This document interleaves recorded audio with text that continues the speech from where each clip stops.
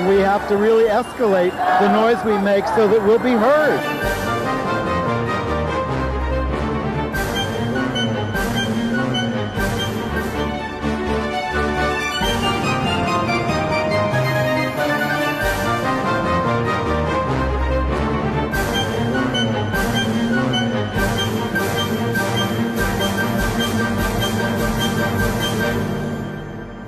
Welcome to Gay USA. I'm Andy Humm. I'm Ann Northrop. And in the news this week, President Trump has nominated for Attorney General someone with a long record of anti-LGBT activism. They just keep coming, don't they? Yeah. There's an inexhaustible supply of them. They've been waiting for a long time. They can't find a chief of staff as of today. Well, and meanwhile, Trump has shut down a Montana research lab that was seeking a cure for HIV/AIDS. Wait till you hear the reason.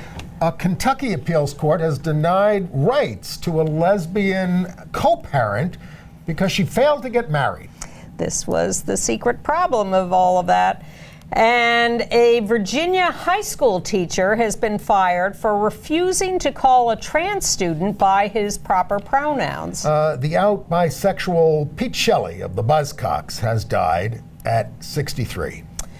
HIV treatment activists have decided to have their own international HIV/AIDS conference in Mexico City in July, while the establishment meets in San Francisco. We're going to review a couple of plays: Network, The Cher Show, and Slave Play.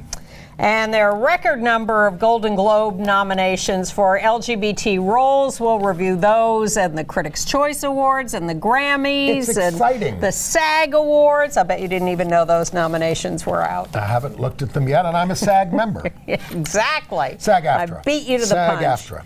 All right. Trump, again. He nominated William Barr for Attorney General. William Barr was Attorney General under the first George Bush. Yep. And when he was in his confirmation hearings, he said abortion, the Roe v. Wade was wrongly decided, and it's a states' rights issue. And he was unanimously confirmed by the Judiciary Committee back then. He also... go ahead. No, I mean, he's given many speeches condemning the permissiveness of the sexual revolution. He's saying it's the reason for America's decline. He condemns the separation of church and state. Yes. Wait, let's stop and repeat that. Yeah. Condemns the separation of church and state. He's one of these theocrats that wants to give up civil law and have a theocracy in this country. Yes, and he once lamented that the homosexual movement is accorded such concern at what he called 2% of the population at the time, while the Catholic population at 25% is given the back of the hand. He says transcendent order flows from God's eternal law. But the main reason that he was picked is because first Trump wanted to be the White House counsel and said, oh, he's a good guy. I got another sin on his list before you get to the main reason. Bush won. We covered this last week. He wanted HIV-positive immigrants kept out of the country. Right. And not only did he want them kept out, which Bush agreed to, he wanted them put in Guantanamo Bay. Well, he also condemned Georgetown University's acceptance of its LGBT group under D.C. law. I mean, they got city funding, so they had to comply with D.C. law or give up the funding. And he objected to this. So we can see where he's going. Yeah. All right. Were you going to say something else about the main reason he was chosen? Because he strongly believes in executive privilege. Yes. That's and the main not reason. Prosecuting the president while he's in office. Tell us about this HIV research lab in Montana. Well, we told you last week that there were threats to cut down the work of the funding for the University of California at San Francisco research operation that is working on HIV cures or treatments, but they were given like 90 days instead of a 1-year contract, but it was all kind of up in the air. Well, and it's all about use of fetal tissue in research. I was getting to that. All right. So they've now dropped the hammer and said, all right, it's all over, because these labs buy fetal tissue supposedly from elective abortions, and then they use that fetal tissue to turn mice, to create mice with human immune systems. And this has been going on for decades in HIV research because you want to try drugs on the human immune system. Nancy Reagan was for it. Yeah. Once Ronnie was diagnosed. But you want a model to try with the human immune system without actually endangering human beings. PETA people could certainly be upset about this, but the idea that women would have abortions so that they could sell fetal tissue to a lab for research is so crazy. It's insane. Well, you know what else is crazy? They've all been forbidden from speaking out about this, but one of them did tell the press anonymously, this stops all of our research to discover a cure for HIV. Maybe they want us to do the research on plants. They want us dead. Rutabagas. They want us dead. That's the... They have blinders on. Now... also... Yeah, go ahead. Well... More Trump stuff? Well, yeah, one more. And we'll see what the new Attorney General says about this, assuming he's confirmed, and why wouldn't he be? BuzzFeed put in a FOIA request with the Department of Justice for information on their Religious Liberty Task Force. And the Justice Department is refusing the FOIA because they say it's about religious liberty, so it's exempt from disclosure. I just said, my God. I am an atheist, but well, we all end up with Merry ironic Christmas to you. hypocrisy. Well, we were a little surprised this week by the U.S. Supreme Court. They declined to review two lower court decisions in two states, Kansas and Louisiana, where people are suing over the cutting off of funding for Planned Parenthood. And Clarence Thomas was not happy with this, but he was only joined by Alito and Gorsuch, and you need four to take the case.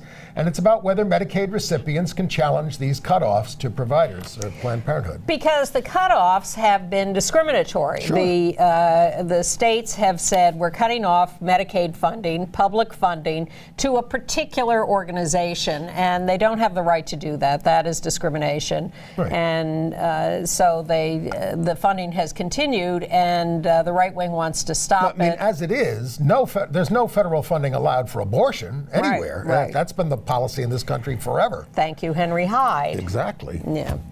All right.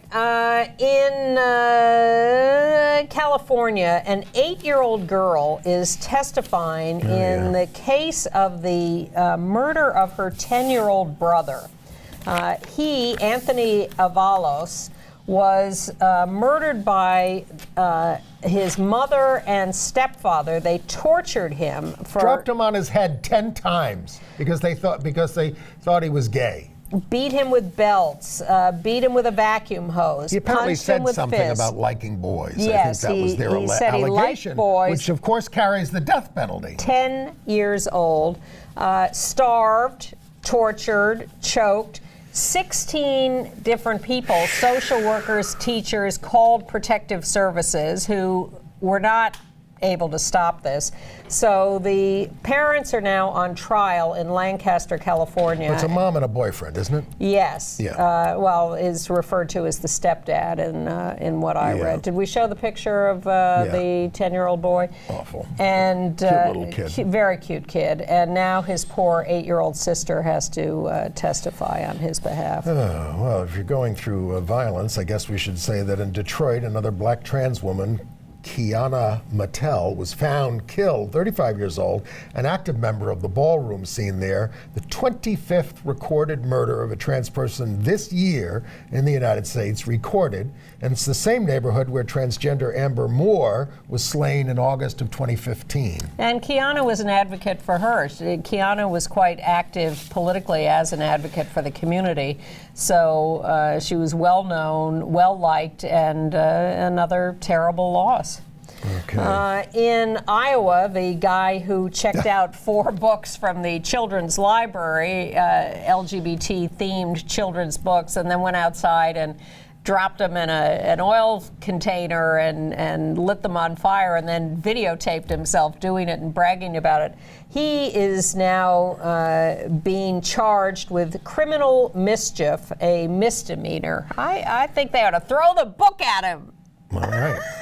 Now, remember when Sorry. we told you that this same-sex marriage thing might lead to not respecting people who are in couples who are not married? Yes. Well, so in Kentucky, the appeals court there has sort of almost overturned a decision that they used to have about people who were in unmarried relationships who were raising a kid together. A lesbian co-parent was denied parental rights or visitation rights and all that. They found that you had a chance to get married and you didn't. So we're taking away your parental rights.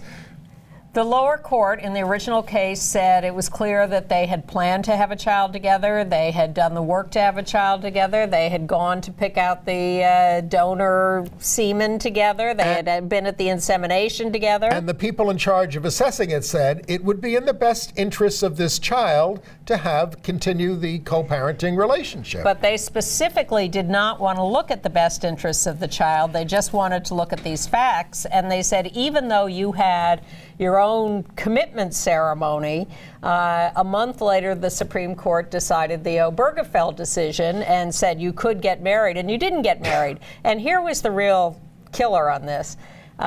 Anthony Kennedy's decision, which we discussed a week or two ago, was all about married parents raising the children and how good this would be for the kids. And so this appeals court in Kentucky said the Obergefell decision was so clearly about the need for parents to be married that we are not going to acknowledge this relationship and any evidence about the relationship of the non-biological mother to this child, because the Supreme Court decision so heavily emphasized the need to marry. That's a warning to all couples, basically. All right. In Virginia, a high school teacher was fired because he refused to use a student's preferred pronouns. This guy, Peter Vlaming. He says it was a matter of his religious faith. You're trying to impose a worldview on me. This is at West Point High School. They banned discrimination there on the basis of gender identity. The school board voted 5-0 to fire him. He says, I'll use the male name, but I'm going to slip up because I know him as her, and and you can't make me do it. And here's the deal. Respect. Yeah. Especially, you're a teacher in a school, in a public school, come on. How much would it cost you? Yeah. And what the hell does it have to do with your religious faith? And what do you care? In Christ, there is neither male nor female, if you read your Bible. Do we respect other people in this country, or do we feel that we have to impose our judgments on them? And remember, you're celebrating his birthday later this year. Really annoying. Well, the Quincy, Mass. City Council, and Quincy is not known as a bastion of, left-wing crazies. The City Council approved an LGBTQ commission composed of members from representing the school system, the police, the city council itself, the community, and the mayor now has to sign this. There's some question whether he will think it is necessary, but I think the chances are he will sign this, and they'll have a nice commission on LGBTQ issues. In Columbia, Missouri, in a middle school, a parent was so enraged by posters for the LGBT gay straight alliance. In a fit of rage, he tore down the poster. He said it's illegal. It constitutes sex education, and I'm allowed to opt my child out of sex education. And it's also sexual harassment of my child to have to look at the words lesbian and transgender. So, the saddest thing was the daughter who said, my father taught me all about this, and she went along with it, and I thought that was kind of tragic. The school board said, look, we recognize this group, we're going to put the posters up. They're not pursuing charges against the enraged father. But they're kind of ignoring him. The Victory Fund, which supports LGBTQ candidates for office, has come out with what I think is a very solid agenda for Congress. We'll see whether any of it gets passed. They want Congress to pass the Equality Act, which fixes or rewrites several different civil rights laws on behalf of LGBT people, women, on race, on other characteristics, to plug the holes and make everything up to date. They want an HIV/AIDS advisory commission established so that they can talk about what it's going to take to get to zero, no more new infections. Let's not forget ever in this that there are plenty of people living with HIV. So 35 million in the world. Yeah, so let's keep them in mind. They want to protect trans people against the Trump administration and all its evil doing, and they want to have the Congress be cognizant of LGBT people internationally, both in terms of asylum claims for people coming here and for U.S. foreign policy. I think that's a good agenda. Well, I hope the House passes the Equality Act quick. And we supposedly have some supporters in the Senate, do we? Any more? I don't know. Well, on the Democratic side. No. I mean on the Republican side in terms of passing it. We'll see. All right. Congratulations to the new editor of Out magazine, who is a trans woman and activist, Raquel Willis. She's been active in Black Lives Matter, and she is now the executive editor of Out magazine. She's a native of Georgia. And congratulations to Mel Reid, an LPGA golfer from Great Britain. She has come out. There she is celebrating. 31 years old. She's been successful on the Ladies European Tour. She's played on several Solheim Cups. She's played in the U.S., not quite as successful here yet. She said she hesitated because of the male-dominated sponsors who want a certain kind of image for the tour. She said there's only one of you in the world and you're one life, so be the best version of yourself and be proud of who you are. Exactly. And congratulations to Patricio Manuel, a trans male boxer, the first trans male boxer to win an official fight, won a featherweight bout. In his pro debut, he lost his coach and trainer after transitioning. There he is, being declared the winner. And he had to get a new license. He also boxed in the 2012 Olympic boxing trials in his female identity. By the way, anti-trans activist Brian Kamenker admits that all those ads they ran about trans bathroom predators, well, that was just to spread hatred. And he says the LGBT lobby learned how to counter it, so we're going to have to come up with something else. Yeah, they made all that up because they couldn't win a real argument. Right. International news? Well, no, I have a couple of other things. Go ahead. In Congress, the new Dems got briefed at the Kennedy School of Government, led by corporate CEOs, lobbyists, but no labor leaders or heads of progressive groups. They were called out by Alexandria Ocasio-Cortez of Queens and Rashida Taub of Michigan. In New York, a caterer canceled an event when this is it's a Jewish establishment, but it's not a religious establishment. But they're beholden to the kosher police who certify their kitchens. And the kosher police found out that a lesbian was headlining this thing, and they said, "We will take away your certification if you let her play your club." God. So the Human Rights Commission is investigating this, and we'll see about religious freedom because it's a commercial establishment. Interesting. That's in Brooklyn. Okay. All right. We have no time for you to do that. Let's go to international. Well, there's news. Let's go. All right. In Brazil, the new right-wing president, Bolsonaro, has abolished the Human Rights Ministry, thank you very much, and will appoint an evangelical preacher to head a new family values ministry. She says, it's time for the church to govern. You see a pattern here? Also, the Supreme Court in Brazil is deciding this week on whether hate crimes law is legal. In India, an actor and producer, writer Kamal Khan was booked for making disrespectful comments against the LGBT community. He was booked under laws covering obscenity and causing disharmony. We don't have anything like this in America.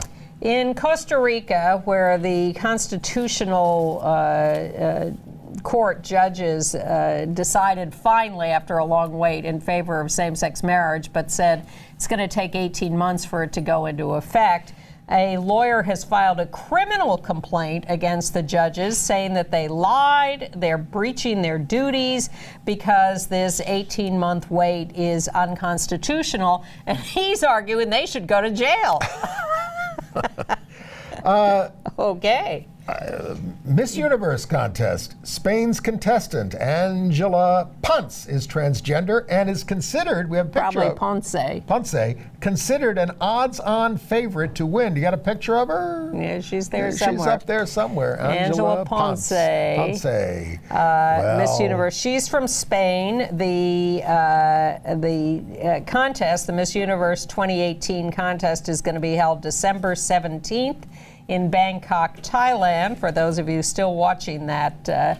No picture of Angela? There she is. Odds-on favorite to win. Trans woman from Spain. Now, of course, Trump, the one thing I give him credit for is years ago when there was a trans contestant trying to get into one level of the Miss Universe pageant, he said yes when his pageant officials had said no. I'm surprised Putin didn't put a stop to that. Hey, good news from Africa. In Durban, South Africa, they had the first Afro Games, they call it. It's the first sporting event promoting LGBT people across Africa, trying to break the stigma. Most African countries, as you know, still criminalize homosexuality, as we did not too long ago. And in fact, in Botswana, the High Court has announced it's going to hear a case about sodomy decriminalization in March. So we'll keep an eye on that. A lot of mishigas in Taiwan about what kind of a bill they're going to do for same-sex marriage, protecting gays. Well, who knows? We'll get to that. We'll get to that. The Council of the European Union put out a resolution supporting LGBT equity in the digital area, and Hungary and Poland objected to it and wanted to water it down and didn't want to do this. And the other countries said, no, we're not going to go along with you. We're tired of, watering down what we're doing because you right-wing countries don't want to move ahead. We're going to go ahead and do this. Let's talk about Pete Shelley. Okay. He was the out bisexual lead singer of the British power pop punk group the Buzzcocks. There he is. He's died at the age of 63. He was married twice to a woman, but he was open about his bisexuality. His song Homo Sapien dealt with his love for men back in 1981. It was banned from the BBC, but it became a hit and a gay anthem. Exactly. Dead at 63, much too young. Yes. In Australia, the police are now offering $1 million, Australian $1 million, I think it's $720,000 US, reward for information on the killing of an American, Scott Johnson, in 1988, 30 years ago. He was one of these guys who was thrown off a cliff near Sydney. And at the top of the cliff was a gay cruising area. And so there were these guys, or I assume they were men, maybe not, but who would come and throw people off the cliff to their deaths, and it would be ruled a suicide. I think it was stereotypically teenagers, young 20s, men who would, that was what was perceived at the time. The point is, it's we had a picture of Scott. Yeah. Do we have? The point is, there he is. His brother has been from America, a big advocate of his case and trying to find justice, not just for him, but for others. There have been documentaries about this. Yeah. But the $1 million reward is trying to pry loose somebody, because some of these people are likely still alive who did this. Maybe for $1 million you'll tell the truth and turn somebody in. We're a little concerned about Germany. Angela Merkel is going to remain president, as it looks now, for another 2 or 3 years. But they've elected a new leader of her party, the Christian Democratic Union. Yeah. And it's her choice, Annegret Kramp-Karrenbauer. Known as AKK. Because people can't pronounce her name. I think I just did. You did.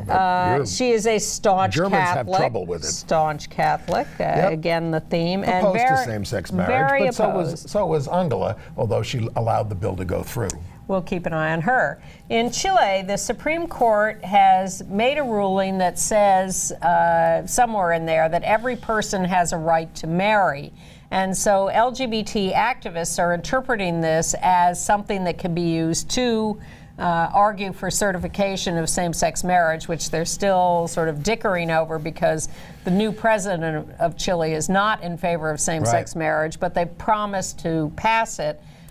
So it's being delayed, but they're hoping that this court decision is going to move it along. Okay. Even though it wasn't directly about it.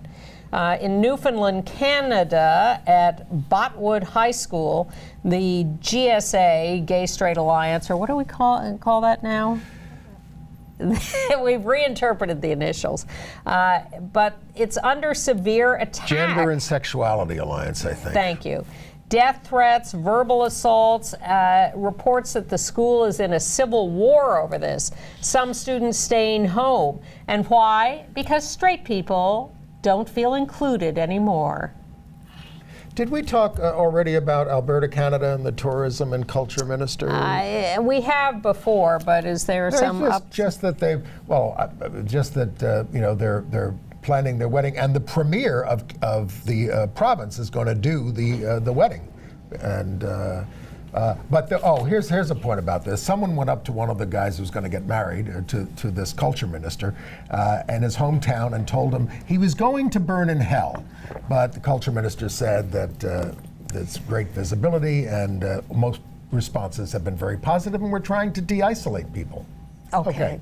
In Sri Lanka, activists are demonstrating for LGBTQ decriminalization and liberation. The movement continues around the world. All right, AIDS news. Yes. So, there's a lot of controversy over the International AIDS Conference in San Francisco in July 2020 because we're a country that discriminates against people with AIDS and, and keeps people out and keeps other people out, Muslims. Visitors, Muslims, all kinds of people. We're not, we're a bad country. So, treatment activists are going to have their own conference in July 6th, 8th, same time in Mexico City, called HIV 2020 Community Reclaiming the Global Response. Reclaim, there's an interesting word. We could take a moment to say that we are still working very happily and successfully, I think, with the Reclaim Pride. Yes, you had a wonderful initiative. Town meeting last week. We did. Which you could actually watch online. Yes, you can. Go to the Reclaim Pride. ReclaimPrideNYC.org, and you can get caught up. Come to our meetings every Wednesday night at 7 to 9 p.m. at the People's Forum. Or plan a June 30th commemoration of Stonewall 50 march in your hometown, wherever you are in the world. It was very moving to see our lawyer, legendary civil rights attorney Norman Siegel, get up and say how moved he was by the meeting because he so hungers for grassroots activism in this city, and grassroots activism without rancor. Right. Because we're all there for the same purpose, working together. And we're getting a lot of support, and I think it's going to be big. That's great. All right, meanwhile, back to AIDS news. A new study out of Northwestern University, 16 to 29-year-old black men are 16 times more at risk of HIV infection than their white counterparts. This is very depressing news, particularly because they have fewer sex partners, they get tested more often, and they have more safe sex. So why is this happening? Access to drugs. Well, they're in a more dense, interconnected social network, so they're more likely to run into HIV is one thing. And run into people who are not in treatment. Yes, they have less access to health care after infection, so the people with HIV are less likely to be undetectable and non-infectious. But the real point is that they're not targeted for intervention. They don't get the education they need. They don't get the access to PrEP that they need. They don't get access to treatment. And so there are dire warnings that half of young young LGBT, young African American men having sex with men, right. Half of them will end up HIV infected, even in this day and age, with all the interventions we have. The more we can get in treatment, the more we can bring this way down. And the more we recognize this population as being at risk and do what needs to be done. Which is why we also need universal health care in this country, so that people can have access to these things. Well, assuming that universal health care reached underserved populations. All right, entertainment? Yes. Yes. Tell us about Tommy Lanigan Schmidt's new exhibit. He's a big Stonewall participant. He's been on the show. He was. There's his exhibit, and it's only there till when? December 19th at the Howl Happening Gallery at 6 East 1st Street. Tommy is a very well-known artist, and he was at the Stonewall Rebellion 50 years ago. And this is a very well-reviewed exhibit called Tenemental, parens with size too deep for words, and it looks just stunning. Okay. So if you want to check out Tommy Lanigan Schmidt's exhibit, you can catch it quick in the next week at the Howell Gallery. All right. What's happening at the Grammys? Well, I thought we'd do other things before we got to all the awards shows. Okay, we could. Ellen is talking. Ellen has a new stand-up comedy show coming out on Netflix on December 18th, and she's just signed a new contract to extend her talk show, but there's talk of her ending her talk show after that. Must be exhausting. Well, like this. Portia de Rossi wants her to stop it so that she can go off and do other things, movies and other TV or stand-up or whatever. She's a beloved talk show host. Yeah, her brother tells her that she needs to stay in her positive talk show role because the country needs it. Well, it's true. She's a bomb for some of that stuff. Yeah. BALM. A couple of show notes. Faye Dunaway is coming back to Broadway in the summer as Katharine Hepburn in Tea at 5. It's not a new play, but it's a new version. I hope they've talked to Scotty Bowers and gotten some more information in that play. We saw some shows, and you saw one without me that was probably the best one.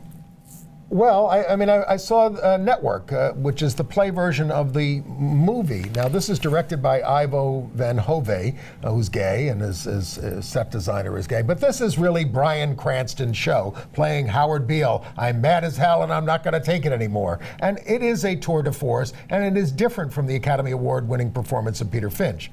The supporting cast, I thought that the pace of the thing wasn't fast enough. I had some problems, but Bryan Cranston is worth the price of admission. Really? Well, of course. Well, I didn't go because I'm not a big Bryan Cranston fan, but I take your word for it, and I realize I should have reconsidered. And I had Phil Donahue and Marlo Thomas down the row from me, and I have two pillars of decency in TV and life. Well, also a pillar of decency is Cher in real life, but the show... Well, it's hard not to like the songs. They've got some of them. Count them, three women playing Cher.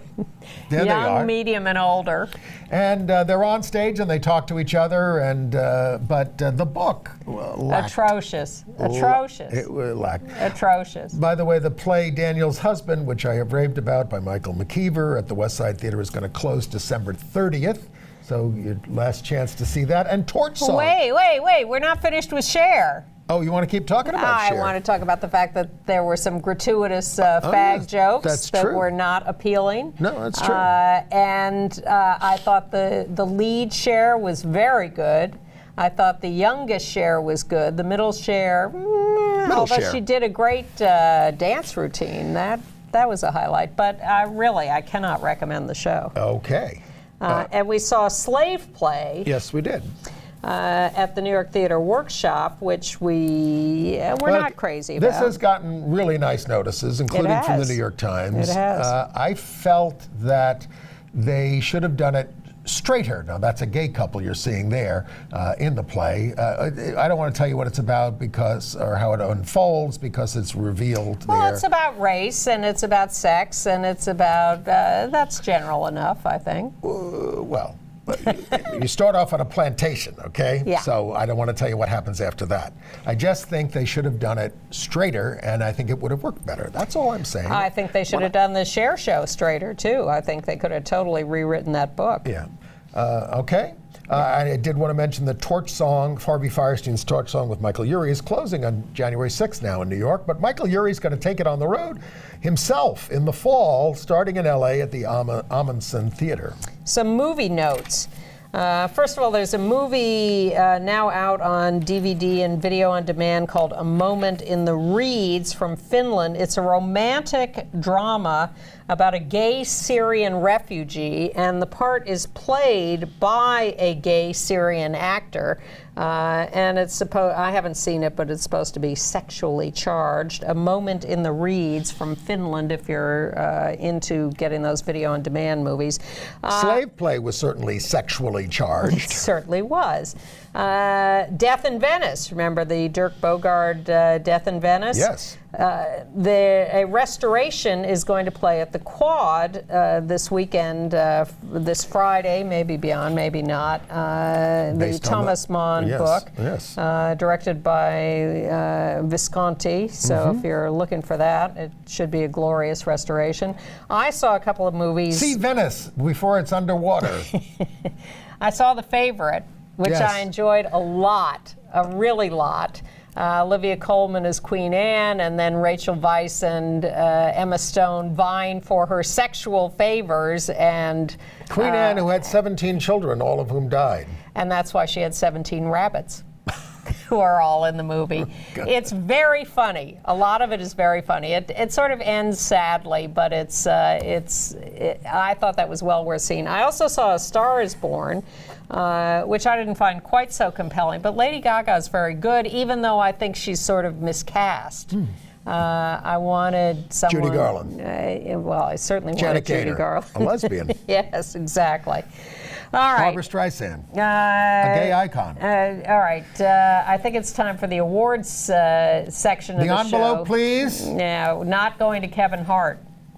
Should we talk about him first? Yes, I think so. All right. So Kevin Hart was selected to be the Oscar host, and then a lot of his old homophobic tweets started to come out, mostly from 2009, 2011. He uses the word fag a lot. Said his biggest fear in life was having a gay son, just like the president of Brazil. Well, he said that several times, and you know, D.L. Hughley has defended him like, oh, it's a joke. If you can't take a joke, what's wrong with you? It wasn't a joke to say, my greatest fear is that my son is gay, and if he were, I would beat the hell out of him. That's not funny. It's not funny. And he also made a number of movies that were just one long fag joke. So he's basically given an ultimatum. You got to apologize, and he at first he wouldn't, and now he did ultimately resign. He did step down, and then he did apologize. But it was too late for that. And of course, you know, we just went through this week with George Bush, who hated gay people so much that he let 100,000 die. And he was given a state funeral and uncritical coverage from the media, including from Ad people nauseam. like Rachel Maddow, and who should know better, who was an AIDS activist. And who was one of the ones in a show we have coming up who was in New Hampshire criticizing Gore for his AIDS policies. Anyway, the Oscars are February 24th, and there may not be a host. We'll see. But I think Kevin Hart ultimately gave what sounded like a sincere apology. Yeah. But he could have done that at the beginning.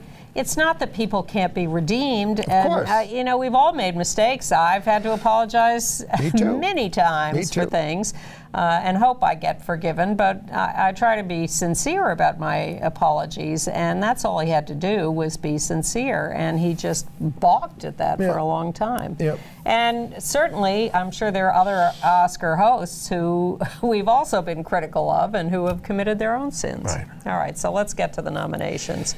Okay. Let's start with the Grammys. Coming up on February 10th. The big news here is Janelle Monáe. Yes. The lovely Janelle Monáe, who has been nominated for Album of the Year for her album Dirty Computer. Now, she came out as bisexual, pansexual, whatever this year, and is in a relationship supposedly with Tessa Thompson. Now, compare what Kevin Hart has just done to what Janelle Monáe said about her album and about being nominated. She said, it's not about me. It's about a community of dirty computers, of marginalized voices. Being a young, black, queer woman in America, There was something I had to say, a group of people I wanted to celebrate, and I'm happy to be representing them. I hope they feel seen. I hope they feel heard. I hope they feel loved. I hope they feel celebrated. It's about a community of voices that I hear and see when I look out in the crowd. You know there's something going on in this country, and there are a lot of people's voices being pushed to the margins of society because of who they love and what God they choose to serve. I wanted this album to be for them, to be a community and a church for their lives. Now, could Kevin Hart have said something like that? Well, evidently not. Did we show the lovely Janelle Monáe? Did George Bush say something like that? No, he did not. I mean, he tried to make some amends by going to a gay wedding, but that's not enough. I'm an admirer for 100,000 dead. I don't think Janelle Monáe is going to win Album of the Year, but I'm really happy she was Who's nominated. It gonna be? All right. And Critics' Choice Awards, Asia Kate Dillon, non-binary, was nominated for Billions. Billy Porter was also nominated for Critics' Choice, as was the show Pose, the Versace show that Ryan Murphy did, and Sean Hayes. So, in now Golden Globe nominations, you've got for Best Drama, Bohemian Rhapsody. For actress, you've got. Wait, there's a picture of. Let's go through these because we have a lot of pictures. Bohemian Rhapsody got nominated for Best Movie in the Drama category and Best Actor Rami Malek. There on and the that's left. A picture of Rami. For Best Actress, Melissa McCarthy and Richard Grant were nominated for Can You Ever Forgive Me? They're both playing lesbian and gay character. There they are in Julius's Down in the Village. He was nominated for Best Supporting. She was nominated for Best Actress. I liked that movie. I liked Boy Erased, and Lucas Hedges was nominated for that. There he is on the right in that couple. We're trying to show you the gay scenes here. This is about conversion therapy. It's got Russell Crowe and Blythe Danner? No. Nicole Kidman. Nicole Kidman as the mom, yeah. And Troye Sivan was nominated for Best Song for Boy Erased for the song Revelation. Right. Then we have Mahershala Ali in Green Book nominated as well. Now, I'm really looking forward to this. He plays a It gay... got kind of mixed reviews. He's a gay pianist. Looks encouraging. Don Shirley. Looks encouraging. Yeah. And we told you about The Favorite, but there are 3 nominations there. Emma Stone and Rachel Weisz and Olivia Colman all nominated for The Favorite for the Golden Globes. There they are in all their splendor. Well, and I think Rachel Weisz is actually the most splendid of them all there in the middle. I really enjoyed her and ended up being most sympathetic to her. The screenplay was also nominated, and that was nominated for Best Movie in the musical comedy category. It's kind of funny. Gay, and lesbian. In the TV side of the Golden Globes, the assassination of Gianni Versace. Both Edgar Ramirez, who plays Versace, and Darren Criss, who plays the killer, Andrew Cunanan, there they are, were both nominated. And so was the lovely Penelope Cruz, who may not be a lesbian, but I can dream. Okay. Also nominated for Best Limited Series. And then the series, A Very English Scandal, about a political scandal in England. Hugh Grant and Ben Whishaw there were both nominated for that. Hugh Grant plays Jeremy Thorpe. Ben Whishaw plays his stable boy lover. And that was nominated for Best Limited Series, too. Is that on Amazon, I think? It's on one of those services. I have it written down. Well, I'm not seeing it. It might be Netflix. Anyway, and also Pose was nominated. Billy Porter, at least, was nominated. There's Billy in Pose. Billy is really hot these days. And it was nominated for Best Dramatic TV Series, too. He is fantastic in Pose. He's the leader of the House. He was Speaker of the House. No. Well, he's the MC yes, of the balls. Right, okay. He is not the leader of the House. And as I said, also nominated for a Critics' Choice Award. But Nancy Pelosi is going to be the Speaker of the House, and Jerry Nadler, our congressman, was finally confirmed as going to be the head of the Judiciary Committee. And Brad Hoylman is going to be the head of the Judiciary Committee in the New York State Senate. Great, our state senator. Yes. We have a lot of power. If Beale Street Could Talk, made from the James Baldwin book, gay author, if not gay, movie, has been nominated for Best Dramatic Movie and Supporting Actress and Screenplay. And how about that Sandra Oh? Sandra Oh is going to co-host the... She's on the bottom there. Yeah, she's going to co-host the Golden Globes with Andy Samberg. That should be interesting. And she was nominated for Killing Eve, which if you haven't seen it, you should catch up with because that is wonderful. Also nominated for Best Foreign Language Film is a very controversial movie called Girl. From Belgium. It's about a trans girl who's a ballerina, is trying to be a prima ballerina. But the problem is that the part is played by a cisgender boy who is somewhat feminine in those stereotypical ways, but this is coming under a lot of criticism for not casting a trans actor. Well, we just talked about a lot of gay roles played by non-gay actors. There is also criticism. Now, this movie was a big hit at Cannes. It won a lot of awards at Cannes, but the criticism is that it's voyeuristic about the genitals of the star, and that it's kind of a scare story, that it's not anything positive. And the male straight director is getting some of the blame for this. Okay. So, Girl, watch out for that. All right. Now, before we end this show, we have a few minutes, we want to tell you about a couple of very special shows we're airing in the next couple of weeks, because we're not going to be here doing regular news shows for the next 2 weeks. I'm going to be reviewing theater in London. So we have prepared a couple of very special shows for you. The first that we're going to air next week is a show starting our Stonewall 50 coverage. Would that be fair to say? Yes. Okay. Well, we've always done it, but yes. Well, this is special. So, and I think for the next 6 or 7 months, we will be taking a look at the movement. But this, we taped the show already. It's a really great panel. Martin Boyce, who was a Stonewall participant, Carla Jay, who joined into the Gay Liberation Front right after Stonewall, historian Eric Marcus, who runs the Making Gay History podcast.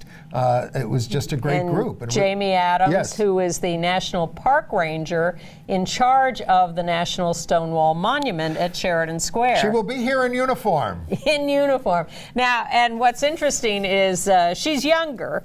And so 37. For her to be sitting, well, I'm sure she'll appreciate that. Her to be sitting here with Martin, the Stonewall veteran, and Carla Jay, legendary author and activist and professor, she was quite awed by that and expressed that. She can incorporate that into her presentation at the Stonewall National Monument. Yeah. But Martin's stories of the community at that Hair-raising. time, mind-blowing. He was into, I never even heard the term scare drag at the time.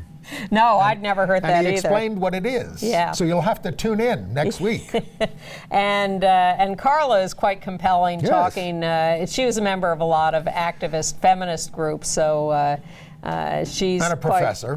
Quite forceful about talking about yes. her experience as a lesbian feminist in those days. So that's next week on Gay USA, our Stonewall 50 show. And then the week after, the week between Christmas and New Year's, we're going to run the show that I did for Logo.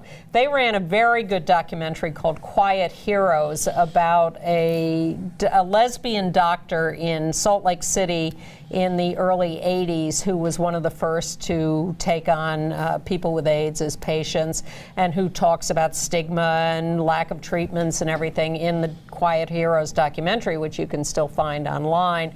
And Logo asked me to come in with some lesbian AIDS activists to talk veteran lesbian AIDS activists. Exactly, very much veterans. And so I brought in Maxine Wolf and Amanda Lugg and Stacy Smith, And we sat around for almost an hour talking about where we had each come from, very different backgrounds, how we got into activism, and how we got specifically into AIDS activism and some of our favorite actions and what all this has meant to our And their lives. early histories, which was fascinating and hilarious in some cases. A lot of it is hilarious. Amanda talking about being a chef is pretty hilarious. So those are the next 2 weeks on Gay USA, and then we'll be back the first week of January with a regular news show. So we have to say happy holidays and happy New Year to you. Yes, yes. We'll be here all through this, but we'll be bringing you 2 pre-taped shows. I'll be back with longer hair. Maybe you'll get a haircut.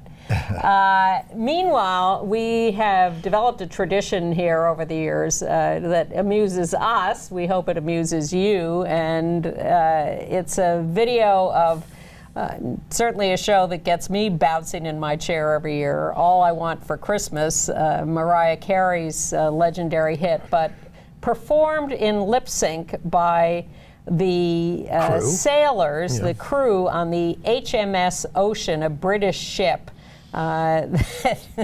This is done a few years ago, but it's such a crowd pleaser. And we're into tradition here, as you know. Yeah, but we're a different kind of tradition, as you'll see as you watch this video.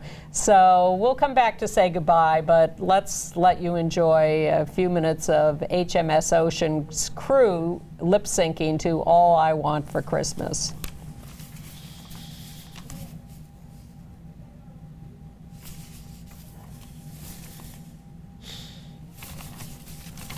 Can we hear the music? Okay. So we're going to have a couple of minutes.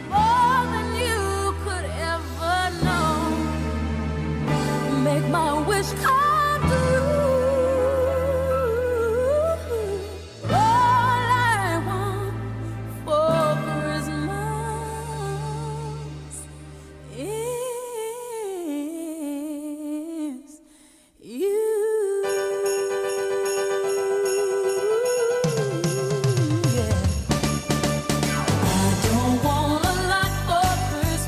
There is just one thing I need. Don't care about the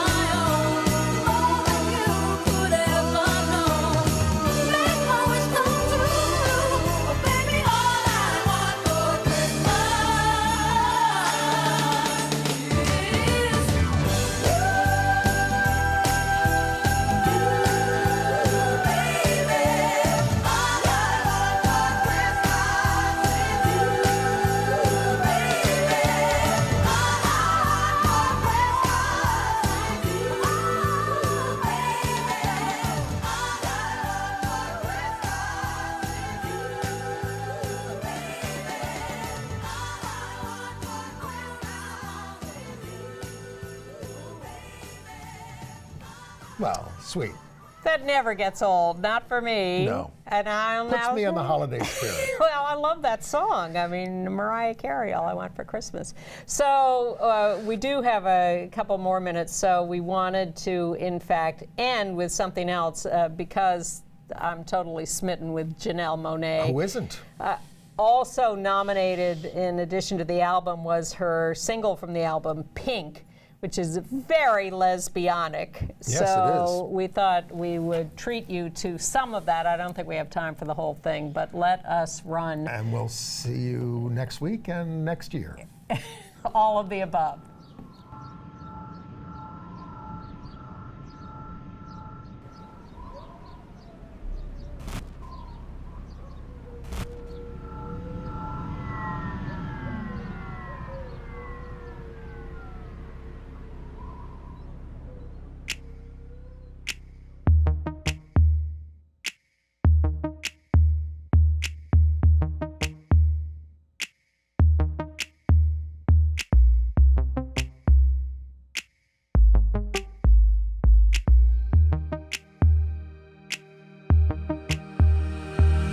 Pink like the inside of your baby, pink behind all of the doors.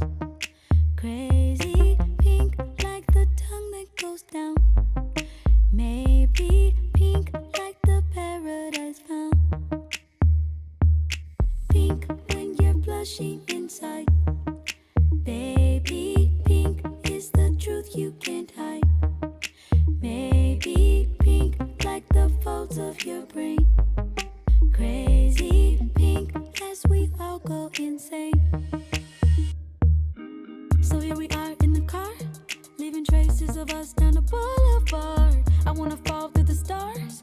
Getting lost in the dark is my favorite part. Let's count the ways we could make this last forever. Sunny, money, keep it funky. Touch your top it, let it down. Yeah, some like that. Some like that. Yeah, some like. 'Cause boy, it's cool if you got blue. We got the pink.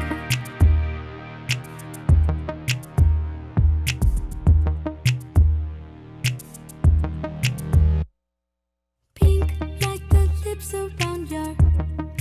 Maybe pink like the skin that's under. Baby.